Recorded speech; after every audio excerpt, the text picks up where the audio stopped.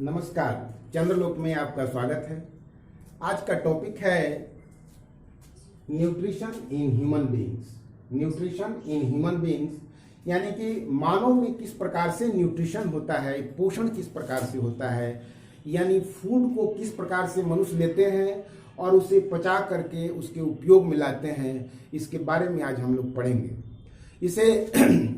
इस प्रक्रिया में हमारा बहुत सारे ऑर्गन काम करते हैं, कुछ ग्लैंड्स हैं काम करते हैं, उन सबको मिलाकर एक सिस्टम बनता है। इस सिस्टम को कहा जाता है डाइजेस्टिव सिस्टम। तो आज हम लोग पढ़ेंगे डाइजेस्टिव सिस्टम के बारे में। और पहले हम लोग यहाँ सामने आप देख रहे हैं डायग्राम बना हुआ है डाइजेस्टिव सिस्टम का। तो पहले आप जान लें कि इसमें कौन कौन से ऑर्गन हैं जो डाइजेस्टिव सिस्टम में भाग लेते हैं। एक एक करके हम लोग ध्यानपूर्वक याद कर लें। पहला स्टार्टिंग हमारा जो शुरू होता है डाइजेस्टिव सिस्टम का ऑर्गन, वह है माउथ। माउथ के बाद होता है ये ईसोफेगस, उसके बाद है स्टोमक, उसके बाद है स्मॉल इंटेस्टाइन, और तब ये है लार्ज इंटेस्टाइन, और ये एनस से होकर के हमारा जो अनडाइजेस्टेड फूड है बाहर निकल जाता है। तो हम कह सकते हैं कि मेन हमारे जो ऑर्गन्स हैं वो कौन कौन हैं। तो आपके हैं माउथ, पहला है माउथ, उसके बाद है oesophagus, stomach, small intestine and large intestine. ये पांच हैं, पांच मेन ऑर्गन्स हैं। इसके बाद कुछ इसमें ग्लैंड्स हैं जो हम लोगों को ध्यान में रखना होगा। वह ग्लैंड्स कौन कौन है? तो पहला जो ग्लैंड्स है वो सैलिवरी ग्लैंड्स है, उसके बाद है लीवर है, पैंक्रियाज है। ये तीन ग्लैंड्स हैं। उसके अलावा स्टोमक में भी ग्लैंड्स होते हैं और स्मॉल इंटेस्टाइन में भी कुछ ग्लैंड्स होते हैं। आपको बता दें कि जो हमारा जो डाइजेशन प्रोसेस है उसमें डाइजेशन के लिए कुछ एंजाइम की जरूरत पड़ती है, और यह एंजाइम कौन सेक्रेट करते हैं, किससे निकलता है? तो वह निकलता है हमारे ग्लैंड्स से। तो आइए देखते हैं कि किस प्रकार से हमारा जो माउथ से जो फूड का डाइजेशन स्टार्ट हो जाता है। फूड का जो डाइजेशन होता है, भोजन का जो पाचन है, वो शुरुआत कहाँ से होता है? तो हमारा पाचन यही मुंह से शुरू हो जाएगा। मुंह में हम जानते हैं क्या क्या होता है। दांत होगा, जीभ है और ग्लैंड्स हैं, टीथ, टंग और एक जो है ग्लैंड्स। ये तीन है, इंपॉर्टेंट है। तो माउथ में जो टीथ हैं, टीथ का काम है कि जो फूड है उसको च्यूइंग और ग्राइंडिंग, माने उसको चबा चबा करके और उसको कुतर करके, उसको पीस करके उसको महीन कणों में बदल देते हैं, स्मॉल पार्टिकल्स में उसको कन्वर्ट कर देते हैं। उसके बाद हमारे मुंह में एक ग्लैंड्स होता है जिसको हम लोग कहते हैं सैलिवरी ग्लैंड्स। देख रहे हैं आप फिगर में, ये जो है सैलिवरी ग्लैंड्स है। इससे सेक्रेशन होता है एक प्रकार का एंजाइम, उसको कहते हैं सैलिवरी एमाइलेज। उसको क्या कहते हैं? Salivary amylase. उसे टाइलिन भी कहा जाता है, जो हम कार्बोहाइड्रेट का वो डाइजेस्ट करते हैं, कार्बोहाइड्रेट को कन्वर्ट कर देते हैं ग्लूकोज में। और यानी कि कह सकते हैं कि हमारा जो डाइजेशन का जो प्रोसेस है वो कहाँ से स्टार्ट हो जाता है? तो हमारे मुख से ही, हमारे माउथ से ही स्टार्ट हो जाता है। और जो फर्स्ट जो है डाइजेशन होता है वो किसका होता है? कार्बोहाइड्रेट का होता है। यहाँ पर जो फूड है बहुत देर तक नहीं ठहरता है। उसमें से जो एंजाइम निकलते हैं जिसको लार वगैरह कहते हैं, टाइलिन, वह भोजन में, फूड में मिल जाता है। और फूड जो है, ये जो पाइप आप देख रहे हैं इसको फूड पाइप भी कहा जाता है। इससे होते हुए हमारे स्टोमक में चला आता है। इस पाइप को ईसोफेगस कहा जाता है। इस ईसोफेगस में जो फूड है वह एक प्रोसेस के द्वारा आता है। यह जो पाइप है एक फैलता और सिकुड़ता है। इसमें कॉन्ट्रैक्शन और रिलैक्सेशन होता है। कॉन्ट्रैक्शन और रिलैक्सेशन होता है, इसके चलते इसको, इस मूवमेंट को, जो फूड का जो मूवमेंट होता है उसको हम लोग कहते हैं peristaltic movement. Peristaltic movement, Karma कुंचन उसको हिंदी में कहते हैं। माने एक ऑर्डर में जैसे होगा क्या कि यहाँ पर जैसे मान लीजिए जैसे ये फूड पाइप है, तो यहाँ पर जैसे अगर ऊपर में दब गया, दबने से भोजन जो है नीचे चला जाएगा, नीचे वाला रिलैक्स हो जाता है, तो जगह जो है ज्यादा मिलता है वह नीचे चला जाता है, फिर ये सिकुड़ेगा तो वह फिर नीचे चला जाएगा। इस प्रोसेस से भोजन जो है हमारे कहाँ चला आता है, स्टोमक में यानी आमाशय में चला आता है। अब इसके अंदर जब आता है गेहूं भोजन, तो आपको बता दें कि यहाँ पर स्टोमक में जो ग्लैंड्स होते हैं, इसके लेयर में इसकी जो वाल है उसमें ग्लैंड्स होते हैं, उससे 3 प्रकार के जूस निकलते हैं। उसको सभी जूस को मिलाकर के उसका नाम दिया जाता है गैस्ट्रिक जूस। तो आमाशय से निकलने वाले जूस को क्या कहते हैं, गैस्ट्रिक जूस या जठर रस, हिंदी में कहते हैं जठर रस, इंग्लिश में कहेंगे गैस्ट्रिक जूस। इस गैस्ट्रिक जूस में 3 चीजें होती हैं, एक HCl होता है, एक म्यूकस होता है, और एक जो है आपके जो एक एंजाइम होता है उसको हम लोग कहते हैं पेप्सिन। कौन कौन हुआ, एक जो हुआ आपका HCl, एक पेप्सिन हुआ, और एक जो है म्यूकस हुआ। ठीक है, HCl जो है, HCl माने हाइड्रोक्लोरिक एसिड। हाइड्रोक्लोरिक एसिड आप जानते हैं कि हाइड्रोक्लोरिक एसिड जो होता है वह एक स्ट्रॉन्ग एसिड है, मजबूत है, प्रबल अम्ल है, और वह क्या करता है कि जो यहाँ से जो भोजन आता है इसोफेगस फूड पाइप से होते हुए, तो उस फूड पाइप से जब भोजन आता है उसमें बहुत सारे बैक्टीरिया भी मिले होते हैं। तो इसका काम होता है कि बैक्टीरिया को किल कर देना, जो भी बैक्टीरिया है उसको क्या कर दिया, मार दिया। अब उसके बाद जो भोजन है उसको एसिडिक बना देता है। एसिडिक बनाने के पीछे ये है कि इसमें से जो एंजाइम निकल रहा है इस स्टोमक से, उस एंजाइम का नाम है पेप्सिन, और यह पेप्सिन जो है वह पेप्सिनोजिन के फॉर्म में होता है।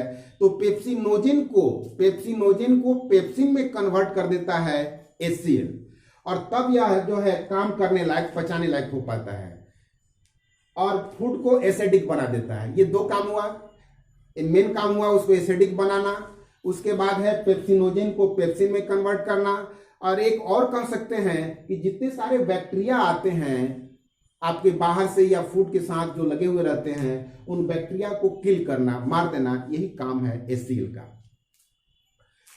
इसमें जो म्यूकस होता है, जान लीजिए कि म्यूकस भी बहुत ही कारगर है। आपको बताया कि अभी इसके अंदर क्या होता है, HCl हाइड्रोक्लोरिक एसिड। ये जब इतना स्ट्रॉन्ग एसिड है कि अगर आपकी बॉडी पर गिर जाए तो उसको गला देगा, जला देगा। तो उस स्थिति में हमारा जो आमाशय है, स्टोमक, वह क्यों नहीं गल पाता है, उसको भी गल जाना चाहिए, लेकिन ऐसा नहीं होता है। इसके पीछे कारण क्या है कि यह जो इसमें से जो म्यूकस निकलता है, तो वह म्यूकस इसमें ये एक पतला लेयर बना देता है। म्यूकस का एक पतला लेयर बन जाता है, और वह लेयर ही HCl से, हाइड्रोक्लोरिक अम्ल से इस स्टोमक को प्रोटेक्ट करता है, रक्षा करता है। अब आइए पेप्सिन पर। इसमें जो पेप्सिन निकलता है आमाशय से स्टोमक में, तो पेप्सिन जो है प्रोटीन का डाइजेशन करता है। पेप्सिन किसका डाइजेशन करता है, प्रोटीन का डाइजेशन करता है, और यह डाइजेशन पार्टली होता है, कंप्लीटली नहीं होता है। इसके बाद यह जो इसमें जो फूड आता है लगभग 3 से 4 घंटे तक इसमें स्टोमक में रहता है। इसके बाद यह फूड जो है आपका आगे बढ़ता है, और यह जो स्मॉल इंटेस्टाइन में इंटर करता है। स्मॉल इंटेस्टाइन यानी कि छोटी आंत, स्मॉल इंटेस्टाइन छोटी आंत में इंटर करता है, और यहां पर जब भोजन छोटी आंत में, स्मॉल इंटेस्टाइन में आता है, तो इसमें पैंक्रियाज से पैंक्रियाटिक जूस, और यह एक लीवर है, लीवर से आपके क्या निकलते हैं, बाइल निकलता है, पित्त निकलता है। इस लीवर से, लीवर को एक यकृत बोलते हैं, लीवर से क्या निकलता है, बाइल निकलता है। और यह जो बाइल है, यहां पर आप देख रहे हैं ये थैलीनुमा एक संरचना है, इसमें जमा होता है, इसको हम लोग कहते हैं गॉल ब्लाडर, पित्ताशय, गॉल ब्लाडर, पित्ताशय। इस पित्ताशय में पित्त यानी कि बाइल जमा होता है। बाइल कहां जमा होता है, इस गॉल ब्लाडर में, और इस गॉल ब्लाडर से इस नली के द्वारा, पाइप के द्वारा होते हुए इसमें ये जो पैंक्रियाटिक जूस वाला जो पाइप है, दोनों आकर के मिल जाते हैं, और फिर ये दोनों एक पाइप से होकर के इस स्मॉल इंटेस्टाइन में मिल जाते हैं। अब जब आपको बता दें कि ये लीवर से जो बाइल निकलता है, आखिर उसका क्या काम है, तो उसका 2 काम है। उसमें पहले ये जान लीजिए कि जो निकलता है उसमें क्या होता है। एक तो इसमें यह जो फूड है इसमें आया वह कैसा है, एसिडिक है।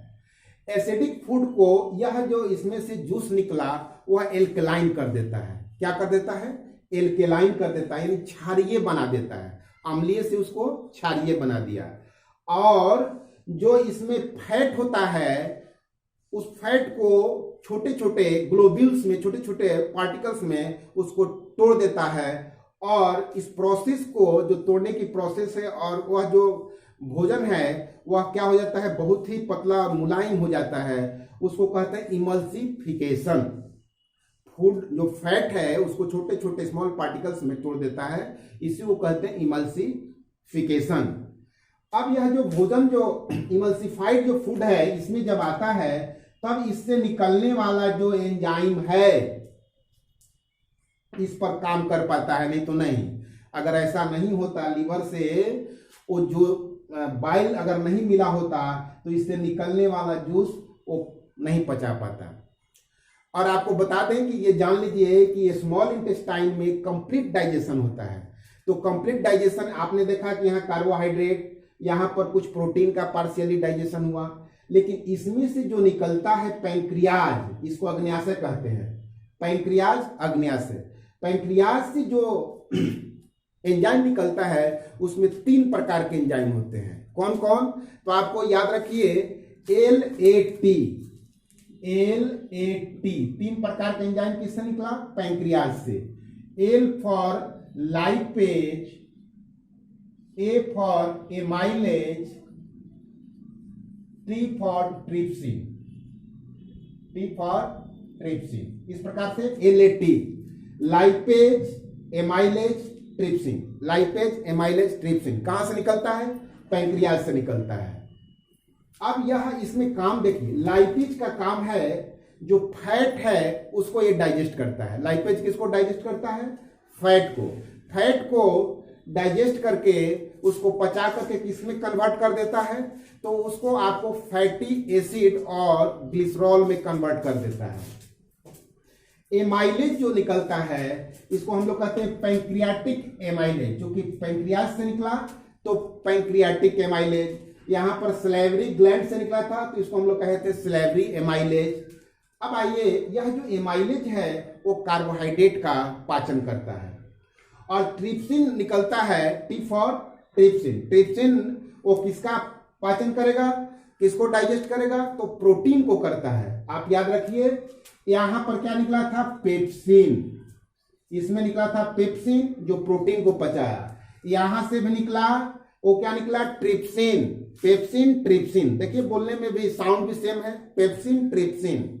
किसका डाइजेशन करता है, प्रोटीन का करता है। पेप्सिन ट्रिप्सिन प्रोटीन का। और एमाइलेज सलेवरी एमाइलेज या पैंक्रियाटिक एमाइलेज, एमाइलेज है यहां से भी निकल रहा है और यहां से भी। तो यह एमाइलेज किसको, कार्बोहाइड्रेट का। तो आपका कार्बोहाइड्रेट का डाइजेशन हो गया, आपका फैट का डाइजेशन हो गया और प्रोटीन का डाइजेशन हो गया। लेकिन आप जान लीजिए कि इसके अलावा जो भी और बचे हुए रहते हैं, तो हमारा जो ये स्मॉल इंटेस्टाइन में ये डाइजेशन हो रहा है, इसमें भी कुछ ग्लैंड्स होते हैं, उससे भी कुछ सेक्रेशन होता है। और वह सेक्रेशन जो बचे हुए फूड है, प्रोटीन, कार्बोहाइड्रेट, उसका डाइजेशन कहाँ होता है, स्मॉल इंटेस्टाइन में कंप्लीट हो जाता है। अब इसमें बताएं कि यह जो स्मॉल इंटेस्टाइन है हमारा, जो यहाँ से देखिए माउथ से शुरू होता है और ये एनस तक समाप्त होता है। माउथ से शुरू होकर एनस तक ये पाइप गया है। ये जो पाइप है, ये नली है, मुंह से शुरू हुआ और एनस तक गया। इसकी लंबाई लगभग 9 मीटर होती है। कितनी लंबाई होती है, 9 मीटर होती है। और यह जो लंबाई है स्मॉल इंटेस्टाइन का, आपने जान लीजिए कि जो हमारा कैनाल एलिमेंट्री जो कैनाल है, एलिमेंट्री कैनाल, आहार नली जो है, उसमें सबसे अगर बड़ा भाग कहे, जो लंबाई में सबसे बड़ा अगर कहा जाए तो सबसे बड़ा होता है हमारा स्मॉल इंटेस्टाइन, छोटी आंत का। यह लंबाई लगभग होता है 6.5 मीटर। स्मॉल इंटेस्टाइन हमारे एलिमेंट्री कैनाल का सबसे लंबा भाग है वो 6.5 मीटर होता है। 9 मीटर में 6.5 मीटर यही हो गया आपका। बाकी में आपके शेष जो बचे हुए हैं।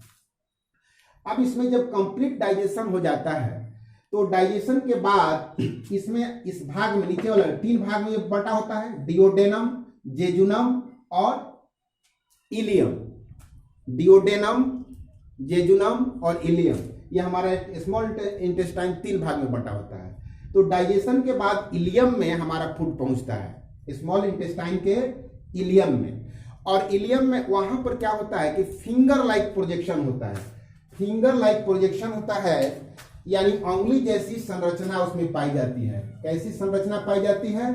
तो उंगली जैसी, फिंगर लाइक, जैसे ये है उसमें आपका इस तरह से ये इस तरह का स्ट्रक्चर होगा और इसमें ब्लड वेसल्स इसके चारों तरफ जो है ये क्या होते हैं, बहुत पतली पतली ब्लड वेसल्स चारों तरफ घेरे हुए रहते हैं। तो जब यहाँ पर कंप्लीट डाइजेशन हो गया तो ये जो ब्लड वेसल्स हैं, जो फिंगर लाइक स्ट्रक्चर है, इसको कहा जाता है VILI, विल्ली या बिलाई, विल्ली या बिलाई। अच्छा, विल्ली काम क्या है? तो दूध को पी जाना, जो भी सॉल्युबल चीज है उसको पी जाना। तो जान लीजिए कि जो भी डाइजेस्ट हो गया, तो डाइजेस्ट होने का अर्थ होता है कि जो कॉम्प्लेक्स मोलिकुलर है, जो लार्ज मोलिकुलर है, उसको स्मॉलर मोलिकुलर में कन्वर्ट करना। डाइजेशन का अर्थ यही होता है कि जो लार्ज सब्सटेंसेस हैं स्मॉलर सब्सटेंसेस में कन्वर्ट कर देना। यानी कि जो इनसॉल्युबल है वाटर में, उस सॉल्युबल हो वाटर में इस तरह से बना देना कि पानी में घुल जाए। तब हम कहेंगे भोजन का डाइजेशन हो गया। जैसे हम लोग रोटी चावल वगैरह जो खाते हैं, एक्चुअली वह डायरेक्ट पानी में घुल नहीं सकता है।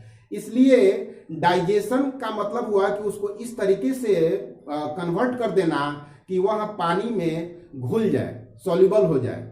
तो वही कहते हैं स्मॉलर मॉलिक्यूल में कन्वर्ट कर देना। तो आप जान लीजिए कि यहाँ पर स्मॉल इंटेस्टाइन तक आते आते स्मॉल इंटेस्टाइन में कंप्लीट डाइजेशन हो गया।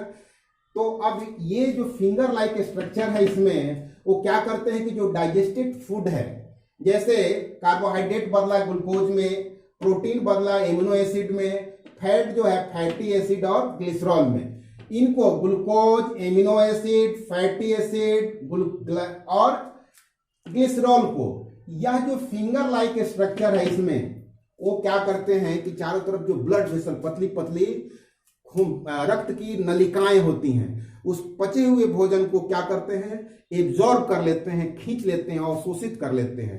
यानी कि एब्जॉर्प्शन का काम कहाँ होता है? यहाँ पर होता है, स्मॉल इंटेस्टाइन में। अब जब यह एब्जॉर्ब हो जाते हैं, एब्जॉर्प्शन के बाद ये पूरे ब्लड के माध्यम से हमारे शरीर के विभिन्न भागों में, सेल में जाते हैं, वहां पर रेस्पिरेशन होता है और उससे एनर्जी प्राप्त होता है। अब यहाँ के बाद होता क्या है कि आपको बता दें कि जो फूड हम लेते हैं वो सारा डाइजेस्ट नहीं होता है, उसका कुछ पार्ट जो है अनडाइजेस्टेड रह जाता है, जो अपचा रह जाता है। उस अपचा हुआ भाग जो है आगे ये स्मॉल इंटेस्टाइन से इंटर करता है, किसमें? लार्ज इंटेस्टाइन में। आप देख रहे हैं लार्ज इंटेस्टाइन ये है।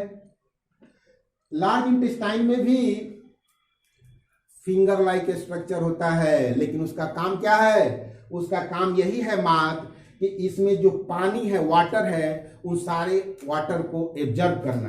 तो इसमें वाटर का ऑब्जॉर्प्शन किसमें होता है? तो लार्ज इंटेस्टाइन में, बड़ी आंत में पानी का अवशोषण होता है। और उसके बाद जो सॉलिड आकर के जो अनडाइजेस्टेड फूड है वो रेक्टम में चला आता है और रेक्टम के बाद एनस के द्वारा समय समय पर अनडाइजेस्टेड फूड बाहर निकल जाता है। ये हमारा पूरा डाइजेस्टिव सिस्टम है, इस तरह से काम करता है। आई होप आपको ये वीडियो समझ में आई होगी और चाहेंगे एक बार और हमारे साथ कि ये जो डाइजेशन हुआ, तो एक शॉर्ट में आप ध्यान में रखें कि हमारा जो फूड का डाइजेशन माउथ से स्टार्ट होता है, यहाँ से इंजेशन हुआ, इंजेशन के बाद डाइजेशन होता है, डाइजेशन के बाद क्या होता है, यहाँ पर एब्जॉर्प्शन होता है, एब्जॉर्प्शन के बाद जो डाइजेस्टेड फूड है वो बॉडी में चल गए, वहां पर एसिमिलेशन होता है और अनडाइजेस्टेड फूड का अंत में इजेशन माने बाहर निकल जाते हैं। और यहाँ पर एक जान लीजिए कि एक आप लोग हमेशा बढ़िया से याद रखिए कि हमारा जो डाइजेशन होता है स्टार्ट मुख से होता है, माउथ से होता है। और माउथ में पूछता है कि किसका डाइजेशन होता है, तो कार्बोहाइड्रेट का। स्टोमक में किसका होता है, आमाशय में, तो प्रोटीन का। स्मॉल इंटेस्टाइन में कंप्लीट डाइजेशन होता है सबका, लेकिन मेनली किसका, अगर फैट का पूछेंगे तो पूछा जाएगा तो आप किसमें बताएंगे, स्मॉल इंटेस्टाइन। अब हम समझते हैं कि आपको ये वीडियो बहुत बढ़िया से ये टॉपिक आपको समझ में आ गया होगा। जय हिंद।